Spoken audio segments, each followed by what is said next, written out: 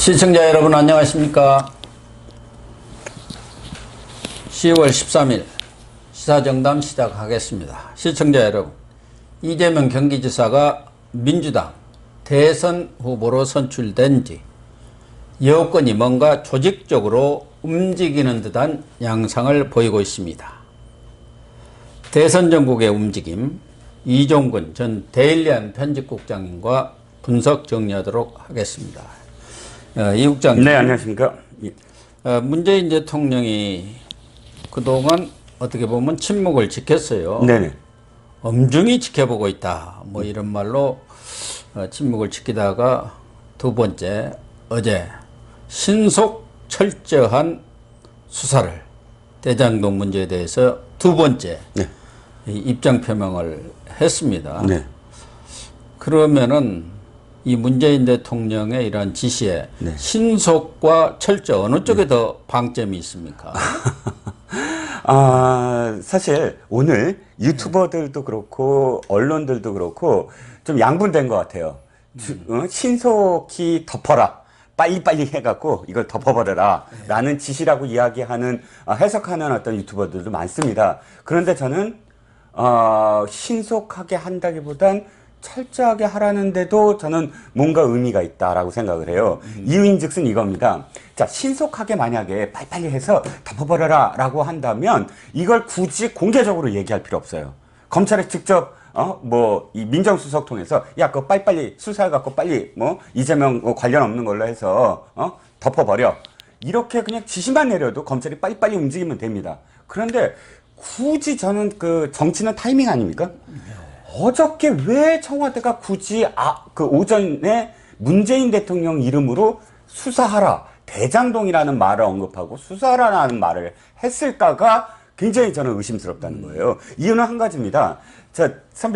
교수님도 잘 아시겠지만 이 여당, 집권 여당, 정당에서 대통령 후보가 딱 선출이 된 즉시부터 시간은 조명은 모두 대통령 후보한테 갈 수밖에 없어요. 그렇죠. 그렇죠. 그래야만 정권 창출이 되지 않습니까? 저는 최소한 어저께부터는 이제 이재명의 시간이다. 최소한 현충원 갔다 오고 이재명과 관련된 기사들 쏟아져 나오고 이재명이 어떤 사람이냐 이래야 되는데 그 와중에 대통령 딱 나서서 대장동 수사해라 라고 처음으로 얘기했다? 그러면 타이밍이 참 이게 애매한 거예요. 굳이 그걸 공개적으로 할 이유가 뭐가 있느냐. 그리고 또 더군다나 이의 제기해갖고 이낙연 측에서 어저께 계속 서울은 의원도 3명의 증인이 있다, 증거가 있다 이런 이야기를 하고 이게 복잡하게 얽히면서 저는 대통령의 의중이 상당히 이재명에 완전히 올인하지는 않는다라는 최소한 그런 메시지가 담겨 있지 않나? 라고 생각을 합니다. 물론 여권 내 지금 내분 상황으로까지 치달을 정도의 네, 물론 그렇죠. 그런 이 경선 후유증이 심각한 상황에서 이런 대통령 지시가 나왔기 때문에 청와대에서는 정치적 의미는 없다. 원론적인 원칙적인 얘기를 한 거다 하지만 정치적 의미가 없다는 게 말이 안 되는 소리고. 그렇죠. 그래서 문재인 대통령이 이런 얘기를 지금 한 것은 얘기 이대로 신속에다가 방점을 둘 수도 있고 네. 지금 이런 상황이 오래 갈수록 지속적으로 여권으로서는 아주 공공한 상황에 처할 수밖에 없기 때문에 네. 이 혼돈된 상황을 빨리 정리하겠다는 의지가 있을 수도 있고 만약에 철저히 방점을 줬다 한다면은 후보 교체론까지를 염두에 두는 그런 네. 상황 아니겠습니까? 그렇죠. 그런데 과연 이재명을 교체를 했을 경우 더 나은 선택지가 될 수 있을까에 대한 판단은 상당히 중요한 거거든요. 그렇죠. 이낙연을 내세워가지고 지금 이길 수 있느냐. 이재명한테도 워낙 밀렸던 그런 상황이고 국민들의 그런 지지가 이낙연은 지금 그동안에 10% 약간 넘는 선으로 내려와 있는 상황 아닙니까? 네. 일단 원칙적으로 본다면 62대 28. 네. 여기에 대한 반응이라고 일단은 봐야겠죠. 충격. 민심이 이렇게 심각한 상황에서 대통령으로서는 특히 가장 민감한 부동산 문제이기 때문에 거기에 대한 반응이 있을 수가 있는 것이고 또 하나는 이제는 이재명의 시간이냐 말씀하신 대로 문재인의 시간이냐 해서 이재명 시간으로 간 거 아니겠습니까? 네. 그러니까 현재 권력과 미래 권력 간의 사이에서 선출을 기점으로 해서 이제 미래 권력 쪽으로 힘이 옮겨가는 것이고 그 사이에 그동안 껄끄러웠던 이재명과는 어떻게 타협을 할 건가. 거기에 이제 늘 과거에도 MB라든가 박근혜 그런 시절에도 보면은 대타협이 있었단 말이에요. 그러려면은 청와대로서는 딱 키를 카드가 하나 줘야 있어야 된다. 이재명 길들여야 할 거 아니겠습니까? 네. 또 문재인은 가장 걱정하는 게 뭐예요? 퇴임 후에 안전 아닙니까? 네. 그래서 이재명의 길들이기냐 아니면 이재명의 비토냐 그 판단 아니겠습니까? 더군다나 문재인은 어떻게 보면 또 간보기 정치를 잘 하지 않습니까? 그렇죠. 예.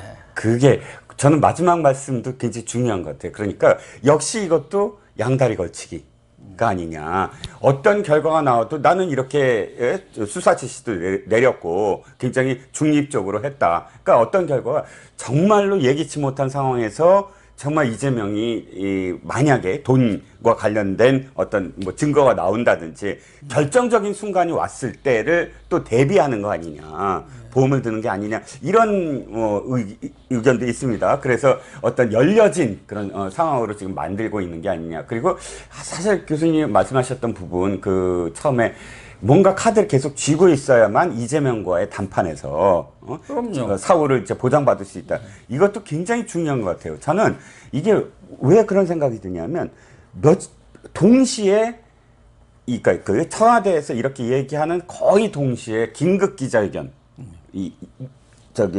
이재명의 긴급 기자회견이 있었거든요. 그래서 모두 다 사퇴하는가 보다 했는데 사퇴를 하지 않고 내가 직접 나서서 다 상대할 거야. 이렇게 얘기를 했습니다. 근데 제가 어저께 취재를 좀 했더니 캠프 있지 않습니까? 캠프에서는 몰랐다는 거예요, 전혀. 긴급 그 기자회견을 미리 상의하지 않고 한 내용이다. 그러면 전 청와대가 그렇게 한 거에 대한 반응도 분명히 포함되는 게 아니냐. 내가 직접 나서서 다 할 수 있어. 난 자신 있어. 이게 또 한 가지 의미는 뭐냐면 송영길 제안을 지금 일거에 내쳐버렸거든요. 송영길이 그저께 그러지 않았습니까?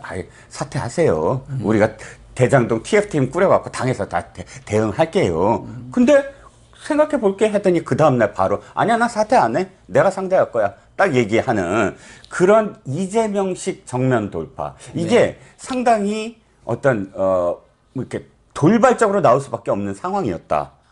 그럼 그 돌발적인 상황이 무엇이냐? 청와대 어떤 기류? 이것도 사실 이재명이 무슨 카드를 갖고 있어? 웃기지 마. 난 내가 알아서 해. 난 내가 다 정리할 수 있어. 이런 느낌도 저는 갖고 있거든요. 그러니까 뭐 긴급 회견이라고 하지만 이재명으로서는 나름대로 마음속에 결심은 하고 있었을 겁니다. 네. 18일, 20일 날 국감이 있는데 그거 코앞에 닥쳤는데 그 부분에 대해서 어떻게 하겠다는 그런 입장은 있었을 건데 대통령의 그런 철저 신속 수사 지시가 나오니까 거기에 대해서 이제 어떻게 보면은 응답을 한다는 그런 측면도 일면 있기는 하겠죠. 그래서 정면 돌파를 하겠다. 네. 또 일각에서는 뭐 정의당이나 이런 데서는 왜 이재명 도망가려고 하느냐, 지사직 그만두고 도망가는 거 아니냐 이렇게 하니까 장수가 등을 보이면 안 되잖아요. 이재명이 또 그런 것이 또 장점 아닙니까? 그렇죠. 이재명이가 국감은 받고 거기서 오히려 이재명이 말도 잘하니까 오히려 의원들을 공박해가지고 증거를 대라 막 하면은 과거에도 보면은 국민의힘 의원들이 깨갱한 경우도 많잖아요. 예. 전에 뭐 민주당도 마찬가지 아닙니까? 지난해 국감 때 대검에 가서 윤석열을 혼낸다고 갔다가 그 민주당 의원들이 아주 깨갱해버렸잖아요. 예, 그런 맞습니다. 것처럼 나는 이번에도 과연 국민의힘 의원들이 이재명을 혼내줄 건가 그게 대해서도 의문은 갖고 있습니다만요. 그렇죠. 이재명이 딱 생각하기에 선수가 있느냐는 거예요. 국민의힘에. 네. 더군다나 최소한 선수라고 생각했던 인물들 곽상도, 뭐 김웅, 뭐 조수진, 또 뭐 윤희수, 뭐 분야는 좀 다릅니다만 이런 그래도 이렇게 스피커 역할도 하고 좀 공격적으로 자료도 수집하고 했던 사람들이 다 지금 사실 상처를 입지 않았습니까? 그리고 지금 이번에는 행안위하고 국토건설교통위에서 지금 북한에 나가는 거 아닙니까? 뭐 사모임 지역이. 다 뭐 선수들로 구성을 할 뭐 수도 사모임을 할 수는 있으니까. 있죠. 장제원도 사실 지금 아들 문제 때문에 못 나오고. 그러니까 어떻게 보면 공격수들이 다 지금 상처를 입어가지고 예. 어려운 상황인데 어쨌든 문재인 대통령의 속마음을 정확하니 예상하기는 힘든 것 아니겠습니까? 앞서 얘기한 대로 워낙 문재인이 자기 유리한 일에는 나서지만 그렇죠. 불리한 일에는 싹 꼬리를 감춰버리고 몸을 숨기는 그런 스타일이기 때문에 이번에도 딱 던져놓고 나는 할 일 다 했어 하면서 이제 딱 쳐다보는 것이죠. 검찰 수사하는 것도 봐가면서 그 카드를 딱 쥐고 계속 철저로 가면은 당신은 죽는 거야. 내 앞에 와서 무릎 딱 꿇고 퇴임 후에도 제가 모든 것을 책임지고 보장하겠습니다. 이 각서라도 써 뭐 이렇게 할 수도 있는 것이고. 그리고 또 한 가지 제 취재에서 들리는 얘기는 이겁니다. 청와대가 지난 5일에 이렇게 얘기했잖아요. 엄중히 지켜보고 있다. 그리고 갑작스럽게 문재인이 주어로 등장을 합니다. 그런데 그 안에 내부에서 우리 쪽에서 누가 연루됐나 이걸 굉장히 고민을 많이 했다고 들었습니다. 그러니까 만에 하나라도 청와대 현재 행정관 이상이 이 대장동 의혹과 연루가 됐다면 또 일각에서는 정말 이건 뭐 일각의 어떤 소문입니다. 이 유동규가 성악가 출신 아닙니까? 그래서 뭔가 성악가 출신의 청와대에 모 씨하고 연계가 돼 있는 거 아니냐. 뭐 이런 사실 이런 이야기까지도 돌고 있었거든요. 그런데 이렇게 전격적으로 문재인 이름으로 나가게 된 건 일단 청와대에 연루가 없다라는 거를 자신하는 어떤 상황이냐. 만약에 청와대가 연루가 있다라는 걸 이낙연이나 이재명 둘 중에 하나라도 알았다면 청와대가 딜을 할 수 있는 어떤 카드가 되거든요. 그래서 그런 검증이 끝난 거다라는 뭐 그런 분석도 있습니다. 경희대 성악과도 안 나왔고 나이도 뭐 차이 나고 뭐 또 스타일도 달라서 뭐 큰 관여는 없지 않겠나 그런 생각이 들고 또 하나는 호사가들의 얘기겠죠. 대통령 지시는 야당이 요구하는 특검은 거부하겠다는 뜻으로도 읽힐 수 있는 거 아니겠습니까? 공정히 그렇죠. 수사하라. 지금 야당은 모든 당력을 집중해서 특검을 하라. 또 국민 대다수 70%뭐 이런 가까이가 특검을 해야 한다 이렇게 생각하고 있는 건데 대통령이 특검 얘기는 단 한마디 T자도 안 했지 않습니까? 네, 그렇죠. 그 합수본 한다더니 합수본도 안 하고 그러더니 2시간도 안 돼서 검찰이 갑자기 김만배를 구속하고 그것도 참 정말 기상천외 아닌 일입니다. 그래서 이제 과연 검찰 수사가 어디까지 미칠 것인가.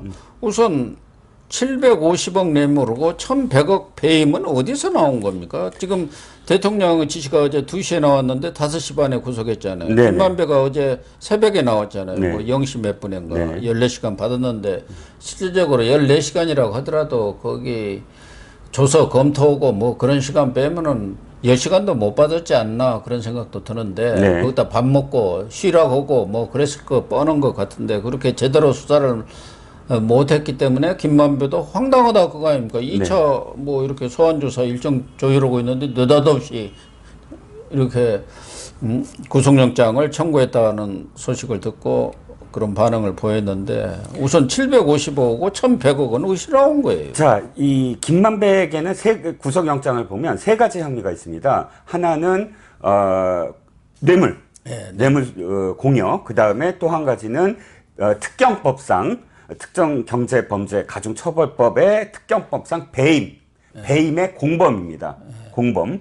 그러니까 유동규가 배임을 저질렀고, 즉 이건 성남 시민에게 돌아가야 될 이익을 지금 배임의 공범으로. 배임의 공범. 유동규의. 유동규가 배임했고 거기에 대한 공범으로 해서 1,100억 말씀하셨지만 그건 추정치인데 사실 정확하게는 구속영장에는 아직 추정 못할 그런 액수다 이렇게 표현하면서 예로 1,100억이라고 써져 있대요. 1,100억만은 아니고 앞으로도 이제 특정을 이제 해야 되는 어떤 금액이다라는 그런 여지를 뒀습니다. 어쨌든 이건 성남 시민한테 끼친 어떤 손해고요. 그다음에 750억은 뇌물입니다. 즉 지분 25%, 그러니까 정량하게 녹취록을 그대로 인정한 거예요. 그래서 25%를 주기로 했는데 25%가 700억이다. 그래갖고 700억에다가 플러스 50은 곽상도 아들 50억만 딱 꼬집어서 놓았어요. 그러니까 이게 750억 뇌물입니다. 여기에 55억 횡령입니다. 473억을 지금 빌렸잖아요. 그 회사에. 그래서 끈에 갔습니다. 그런데 많이 소명을 했는데 50억을 지금 소명을 못하고 있대요. 요거는 행불이구만. 그래서 이게 횡령이다. 이 세 가지 죄를 지금 검찰이 이렇게 넣었답니다. 허술한 영장을 청구해도 됩니까? 그래도 최소한도 거기에 대한 납득할 만한 어떤 증거라든가 입증이 돼야지. 아니, 이게 750억도 그렇고. 그렇죠. 50억 그 부분에 대해서는 뇌물이라는데 그거는 지금 퇴직금으로 줬고 거기 대표로 있었던 사람 있지 않습니까? 부회장으로 이렇게 승진한 사람. 네. 그 사람은 120억 받았다는 거 아닙니까? 그렇죠. 그러니까 지금 최소한 정영학의 말을 다 믿더라도 또 지금 정모 변호사가 또 자수를 하지 않습니까? 그것까지 다 포함한다면 아니 지금 해야 될 저 수사에서 밝힐 수 있는 것들이 얼마나 많은데 서둘러서 이거 뚝딱 해버렸어요. 말씀하셨듯이 곽상도 아들 50억을 지금 이 구속영장에 넣으려면 최소한 곽상도 아들이 그렇게 해서 곽상도와 곽상도 아들로 하여금 대가가 인정이 돼야 되잖아요. 그렇죠. 근데 대가를 인정하려면 그 사람들은 소환이라도 했었어야죠. 곽상도라도 한번 소환을 조사를 해야죠. 뇌물 받은 사람에 대해서는 소환 조사 한번 안 하고 아들 조사 한번 해가지고 뚝딱 해갖고 퇴직금을 뇌물이라고 하는 것도 그렇고 네. 700억에 대해서도 지금 다 논란이 많이 있는 것 아닙니까? 그렇죠. 최고치한 700억도 하려면 유동규가 계속 부인하고 있다잖아요. 그러면 대지신문이라도 했었어야죠. 그리고 두 번째는 녹취록을 공개해달라고 한 거예요. 왜냐하면 내가 정확하게 기억을 못하니까 너네 녹취록에 있는 거 갖고 나한테 혐의를 그렇죠. 뒤집어 씌우려면 녹취록을 내가 들어봐야 되겠다 했는데 그날은 녹취록을 얘기를 나중에 하시죠. 그러고 녹취록을 안 들려줬다는 거예요. 그러니까 이게 방어권 침해 아닙니까? 방어권 침해죠. 변호사가 하는 말이 저는 김만배가 참 잘못한 사람이지만 그러나 어떠한 잘못을 저지른 사람도 수사를 하거나 조사를 하거나 했을 때 그 사람에게 방어권을 줘야 되는 거 아닙니까? 그러니까 절차적 정당성을 지키는 게 법치국가고 또 재판에서 가장 핵심적인 일 아닙니까? 작년에 윤석열 검찰총장 그 뭐 징계하고 뭐 직무 배제하고 그럴 때도 다 절차적 정당성이 없어갖고 절차적 하자 때문에 다 거부가 된 거 아니겠습니까?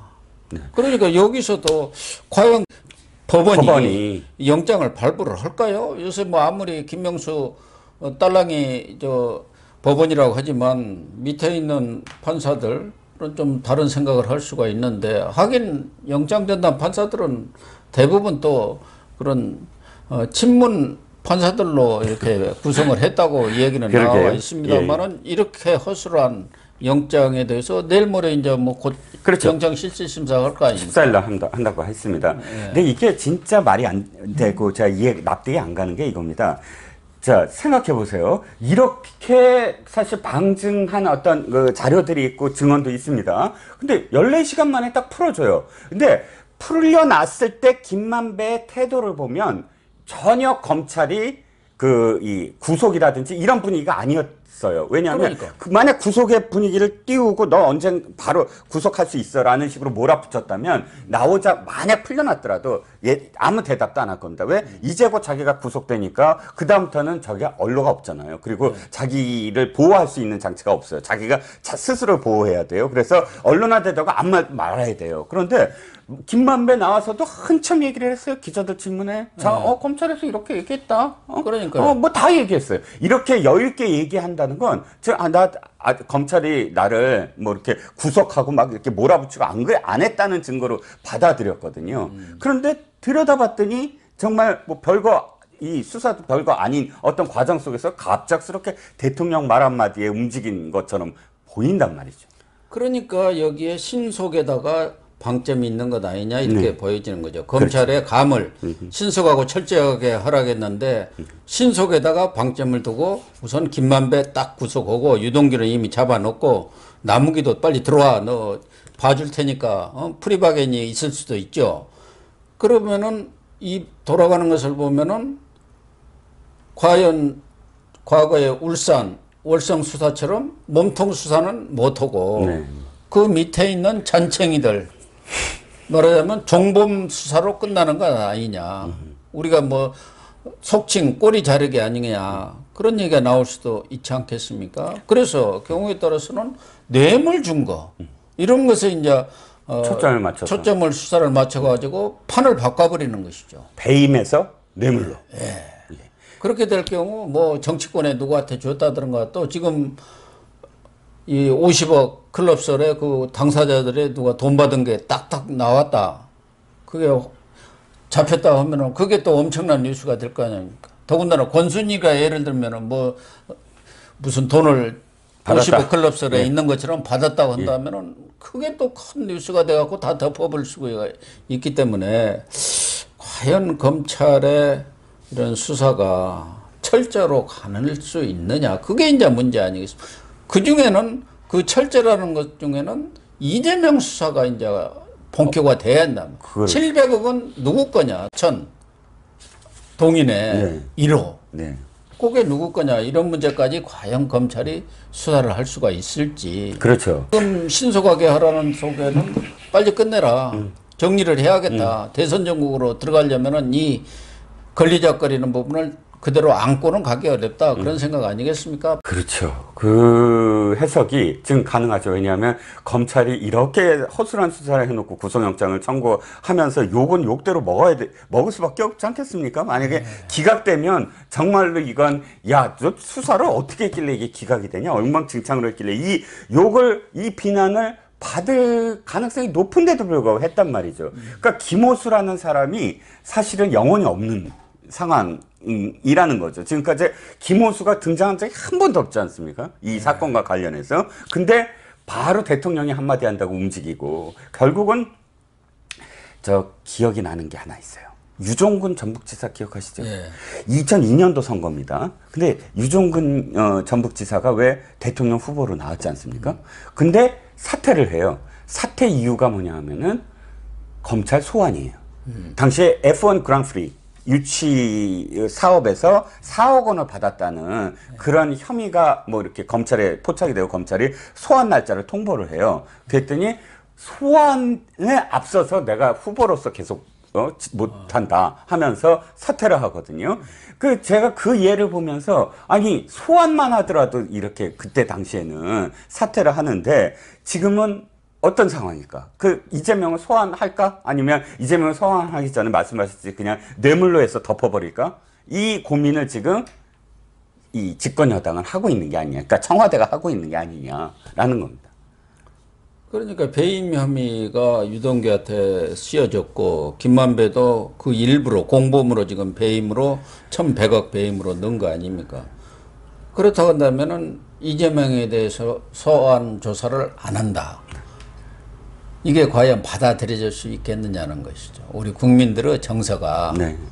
아니 유동규나 김만배 뭐 이건 말할 것도 없고 유동규는 이재명의 지시와 감독하에 대장동 개발 계획을 세웠고 거기에 대해서 실행을 한 사람 아닙니까?